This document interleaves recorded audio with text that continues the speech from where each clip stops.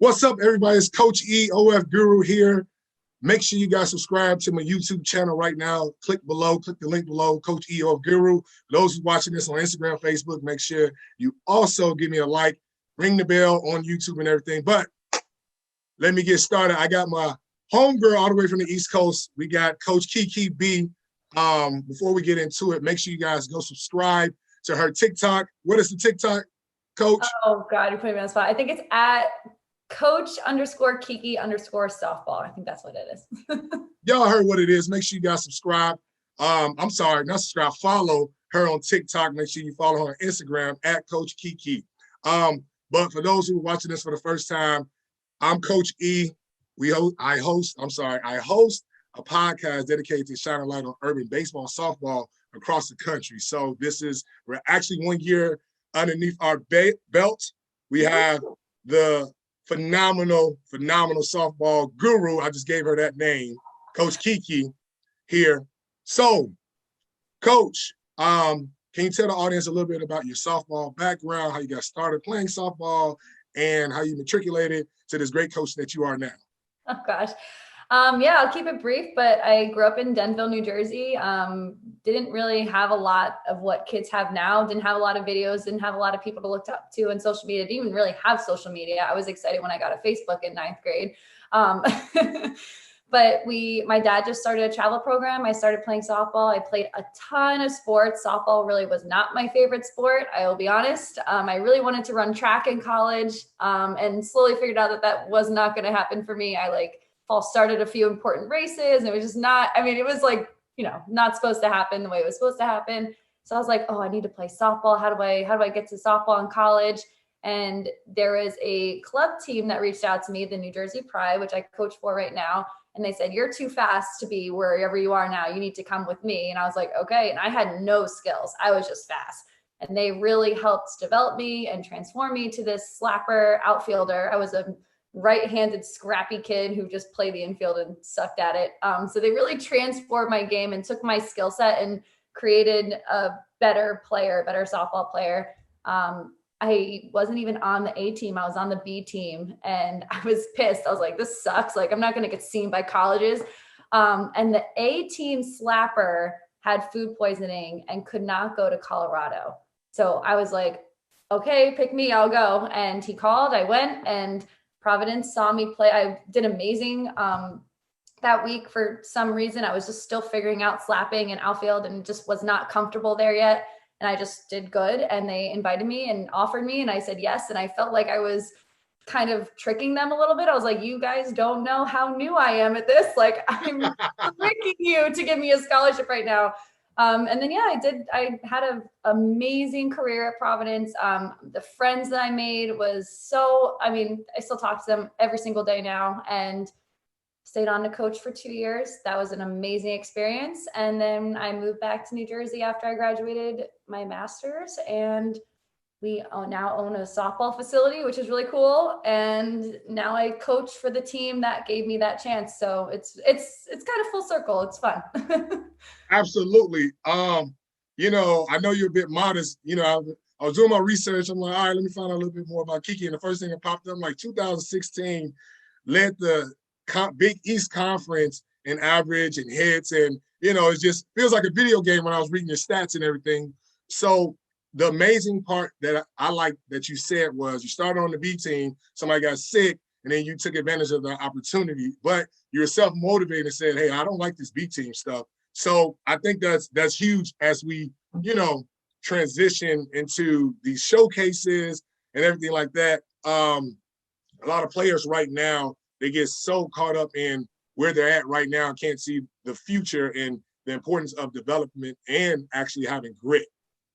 Yeah, I think that's what a lot of players have trouble with, accepting where you are. I accepted that I was a B team athlete at that point in my career. I knew that I saw that other players are more advanced than me and deserve to be on the A team. I knew that I was going to get there. I just had to work hard. And I had to work double hard because I was to switch complete on the other side of the batter's box and to relearn all those skills as a junior in high school and then try to get recruited in that same year. you had to practice triple time.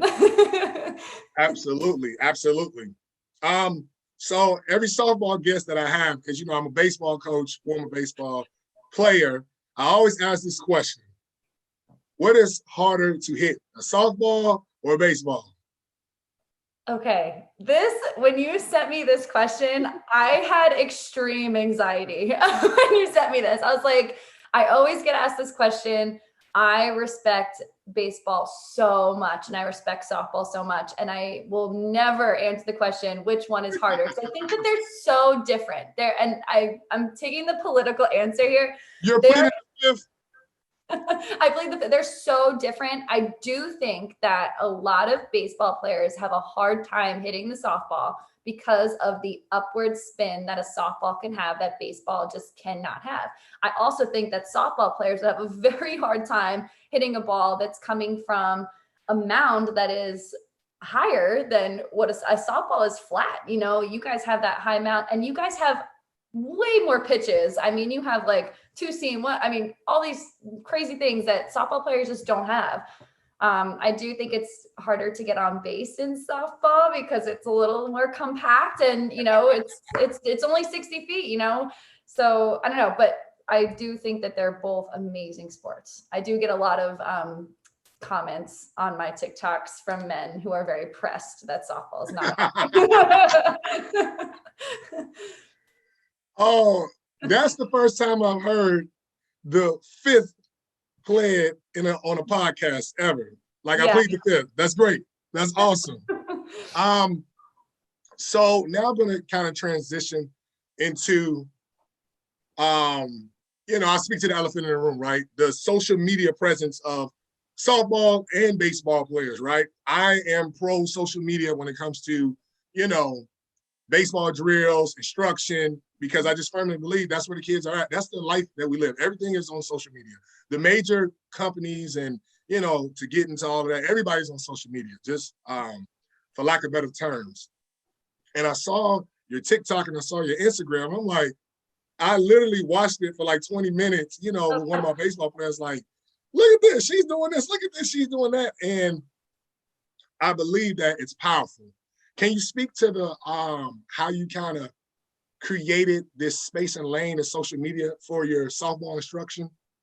Yeah. So when I first moved back to New Jersey after I coached at Providence and I was actually in charge of the social media page at Providence. So I was in charge of Providence softball and I learned how to become creative. I wasn't always creative on social media. On my personal page, it's very plain. It's the worst. Like it's bad.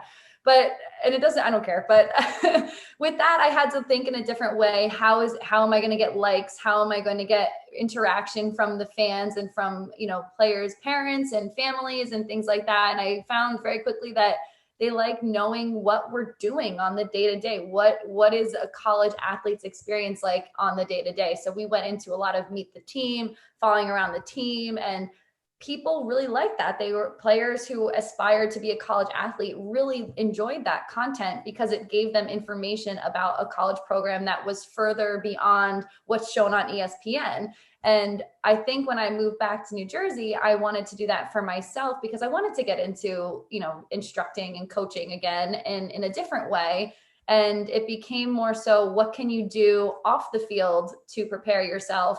You can do all these things by yourself. You don't have to pay a coach $95 an hour to, you know, have a lesson and stuff. You can do it in a way that is cost effective. Anyone can do it. You know, you don't have to have all this money to like go and, you know, anyone can have everyone really has a phone, but I mean, you just need internet and you're hooked on to an extreme amount of drills. And I saw so many other people doing it. And I was like, I can do that too. I have slapping. I don't see a lot of slap. I mean, there's Natasha Watley, who's just like, I bow down to her, but there's not a lot. Shout out to Natasha Watley. Oh, I love her. But there is, I mean, not a lot of slapping instructors. So I wanted to kind of fill that void. Man, awesome. Very powerful.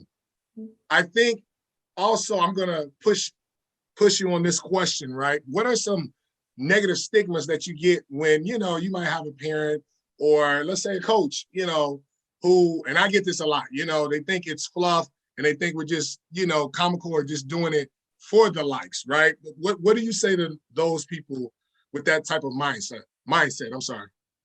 Yeah, I think my page was very serious before COVID. And I think that you actually notice a big change in my content when before COVID versus after COVID, because I just thought I had to be this professional person on my page. And I'm really not that person. I like to have fun. I like to dance, even though I suck at it. And you know, and once COVID hit, I noticed a lot of my athletes really down, a lot of parents reaching out to me. Can you just hop on a Zoom with them and talk to them? Like I had moms coming to me and saying they are not even going on school right now. Like they're so depressed. So I'm like, how do I make this fun? So I just started making funny videos and sending it to them. And then I was like, let's just share it. Because if they're struggling, other people are struggling. And I just like that so much. And then TikTok got introduced to me and I was so against it. I was like, I can't do that. Like that's for like 13-year-old kids. Like, no. And my 13-year-old, one of my lessons, I will give her a shout out. Her name is Aya, and she will always keep me in the list. She's like, I was your TikTok. I started you. Like, so I'm giving her credit, but she really did. Like she started this thing for me. She told me you have to do it. TikTok is a place where like hype TikTok, but you can be a nobody and get a video can just hit an algorithm and you're gone. Your video's gone. And I remember like, and I'm still this like person that just does softball videos, but videos hit and millions of people are seeing them and you have 5,000 followers and that's just cool. You have 10 followers and a video can hit and you're at 1 million views and that's just cool. So I like that. Yeah. Absolutely. My favorite one of your TikTok videos was you did one with the base runners when it's time to do base running practice. And because we go through that, like none of the kids want to run bases in practice. No. I don't know what that is. So, you know, I'm very, this year, well, 2020, I'm sorry, I really started studying fast pitch softball, right? You heard about it and saw it a couple times, and I'm quite interested to know, like, what aspects of the game do you guys really overemphasize? For instance, right? With baseball, your body type will kind of tell you, and I know somebody's going to rip me apart in the comments, but traditionally in baseball, your body type will tell you what position you're going to play. If you're more of a bigger guy, you know, you're above 6 foot, can handle the ball, can really mash, you're going to play first base, right? If you're a long, lean guy, throws really well, you're probably going to pitch. And if you have speed and you're very athletic, you're going to play the outfield, so forth and so forth. Is that similar in softball or is it completely different? I would say it's similar. I think that we go off of athletes' skills, and sometimes body gives kids more skill and sometimes body takes away skills. And I think that if you're lean and tall and you're fast, you know, you're best suited in the outfield to cover more ground. Whereas you're a little bit slower, you're going to be on a corner or if you have a killer arm, but you're slow, hey, go catch, you know what I mean? If you've got strong legs, like, so I think that it's all about using the body to advantage. Where can we place you? And I think that was in high school, my body set was not being used properly in the infield. I had more range than the infield was offering me. So they saw that and they recognized that. And was I butthurt? No.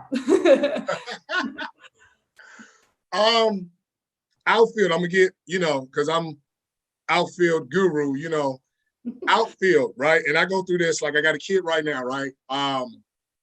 Awesome kid. And his coach was telling me like, hey, he plays center field great, but he's struggling in left and right field because of the spin of the ball on a lefty and righty back, right? So we're working on this. And, I was telling him the biggest thing is you have to internalize what placement this guy is at the plate. I'm going through all this cognitive stuff and mental, all the high level thinking stuff. Mm-hmm. And I looked at him when he played, he's just in the wrong position starting out. Like he was holding the line. He's like, So how do you, and I just said the story to lead to the next question, how do you help your outfielders that are struggling defensively? Mhm. I try to position them the best as I can. You will just hear me while I'm coaching in, out, over, left, because you can read the tendencies of the batter. What I do is I have probably three girls sitting on the bench with me, and I pull my bucket close to the bench, and I will say, look where blank is playing. What's the batter doing? And they're like pulling off her shoulder. And I'm like, so what's the ball going to do if she gets a piece of it and it goes to left field? And they're like, well, it's going to tail to the line. So where should she be positioned? And then they'll tell me, and then I will position the outfielder. So I love doing that. When the kids are on the bench, that's the best time to kind of not like criticize, but to critique the team, because if you talk about it like it's so black and white, like Yep. it's not this kid sucks and that's why we're talking about her. It's she's in the wrong position because of this. Let's tell her, and I think that's huge. Like I got a lot of kids who are like, I'm very straight up. I will say that was the ugliest thing I've ever saw. And they will just laugh and they're like, yeah, it was. And I'm like, okay, forget about it. Do something else about it. So I think a lot of coaches like try to sugarcoat it. Like, you're fine. Like, get the next one. And I'm like, that was crap. Do it again better. Yep. And like, okay. And it's so forgiven because we acknowledged it. Preach, coach, preach.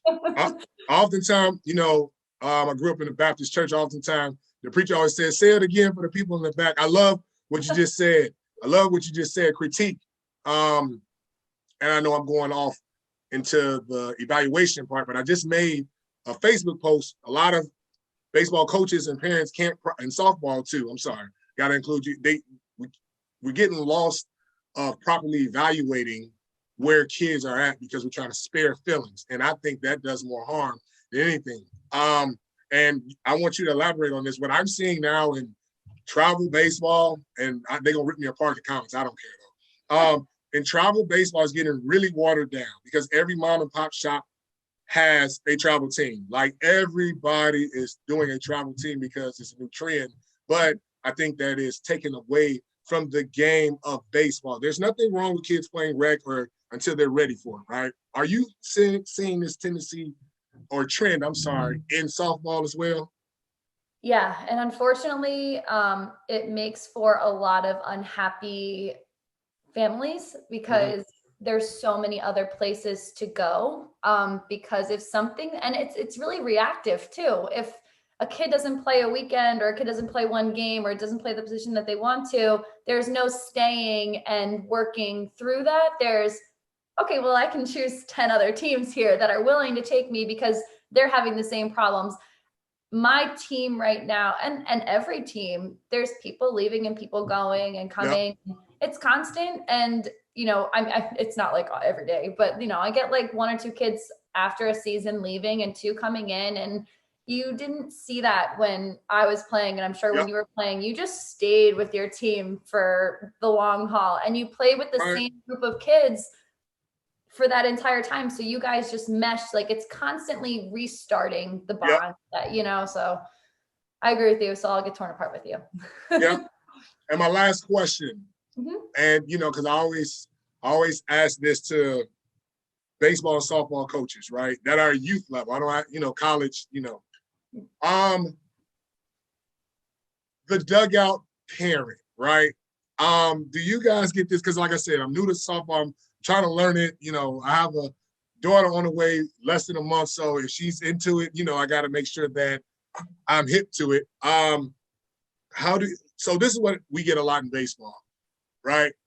You get that one dad or mom, per se, they're always bringing a kid a Gatorade by the gate. They're always like, hey, you see that pitch? Hey, make sure you're ready at bat. Or, they're behind home plate, belligerent, like berating, the umpire, right? Balls and strikes and everything. And I find myself literally saying, hey, you got to shut up, and I feel bad, but that's the only thing like parents understand in that moment, right? Do you guys get that a lot in softball? Yeah. I always think that there should be a, and I don't know which one yet, but there's Dance Moms, Abby Lee Miller, right? We all know Dance Moms, that show that was crazy.